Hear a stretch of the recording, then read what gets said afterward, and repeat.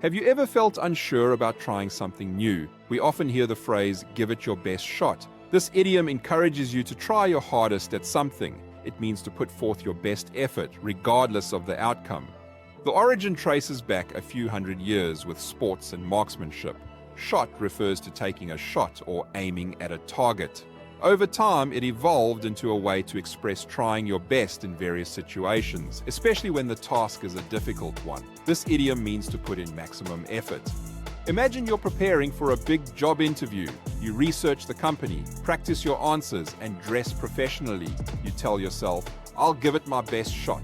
Here, you are committed to giving it your all, even if the outcome could be a failure. Another example is in sports. Players may face a tough opponent. The coach tells them, go out there and give it your best shot. This motivates the players to perform at their peak. This idiom is about effort, not just results. It's acceptable to fail as long as you tried your best. So, the next time you face a new challenge, remember to give it your best shot. It might surprise you how far your effort can take you. If you enjoyed this explanation, please like and share your own experiences below. Have you ever wondered what ants in your pants is all about? Well, if you do want to know more, click the link on your screen. Bye for now, and we will see you in the next one.